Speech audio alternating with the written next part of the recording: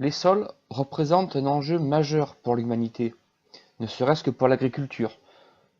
Dans cette vidéo, nous verrons comment les sols sont organisés, de quoi ils sont composés et comment ils se forment. Commençons par étudier l'organisation d'un sol.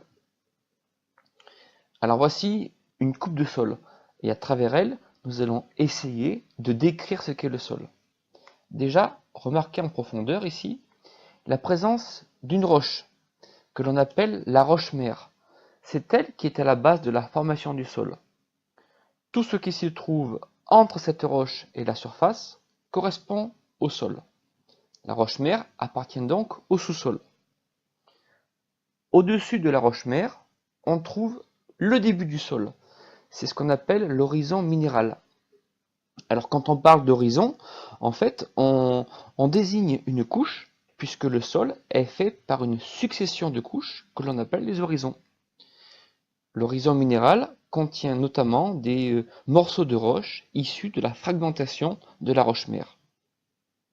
Au-dessus de l'horizon minéral, on trouve l'horizon organominéral du sol. Il contient, comme son nom l'indique, de la matière minérale et de la matière organique issue de la décomposition des êtres vivants. C'est ce qu'on appelle l'humus.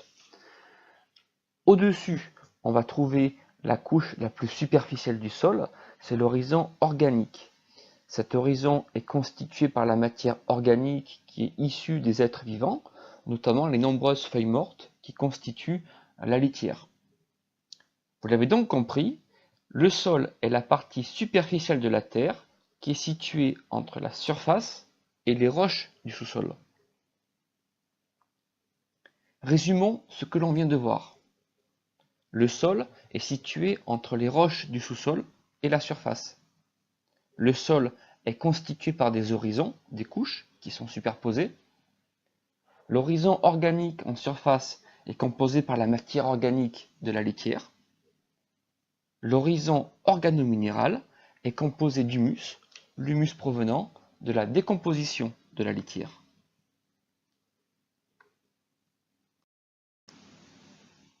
Nous allons maintenant étudier la composition du sol.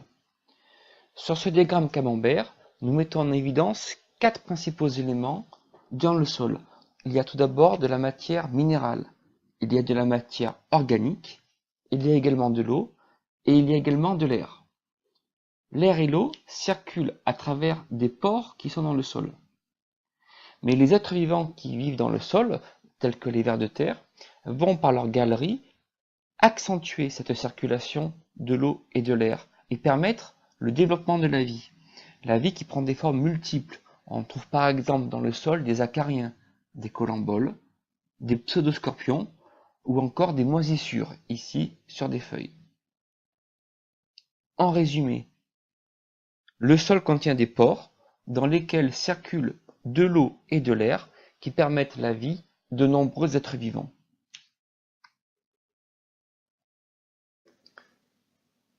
On va maintenant s'intéresser à la formation des sols, un processus qui est très lent puisque les différents horizons vont mettre des milliers d'années à se former. À la base, on a la roche-mère, elle est en surface et elle est soumise aux conditions météorologiques. Sous l'action des variations de température, de l'alternance du gel et du dégel, la roche-mère va peu à peu se fragmenter. Et elle va également subir des modifications chimiques qui impliquent l'eau. En tout, on dit que la roche-mère subit une altération qui va former progressivement l'horizon minéral du sol. Dans le même temps, la surface de la roche-mère est colonisée par des végétaux que l'on appelle des végétaux pionniers. Il s'agit des lichens, des mousses ou encore des fougères. Et ces végétaux vont eux aussi contribuer à altérer la roche-mère. En plus, à leur mort, ils vont permettre la formation d'une litière et va peu à peu apparaître l'horizon organique du sol, qui est là. Mais à ce stade, il n'y a pas encore d'horizon organominéral. Pour qu'il apparaisse, il faut que des molécules de l'horizon organique s'infiltrent en profondeur et réagissent avec les molécules minérales fournies par la roche-mère. On va donc avoir une succession d'horizons classiques dans le sol. En résumé, le sol résulte de l'altération de la roche-mère sous l'action conjointe de deux types d'agents érosifs, les facteurs climatiques et les organismes vivants. En profondeur, la roche-mère est fragmentée, mettant en place l'horizon minéral du sol, et en même temps, en surface, la biosphère colonise la roche-mère, va apporter de la matière organique et permettre la formation de l'horizon organique du sol. On l'a vu tout à l'heure, il y a de nombreux êtres vivants dans le sol. Ils établissent entre eux des relations alimentaires. Par exemple, les colamboles sont mangés par les pseudoscorpions. À la base de ces chaînes alimentaires, on trouve toujours la litière. Vous vous rappelez, il s'agit des feuilles mortes, la matière organique. Cette matière organique est donc peu à peu dégradée par différents animaux, les limaces, les colamboles ou encore différents acariens. Ces organismes qui dégradent la matière organique sont appelés des organismes détritivores, et les vers de terre en font partie. D'autres êtres vivants ont un rôle fondamental dans le sol, c'est le cas des champignons ou encore des bactéries.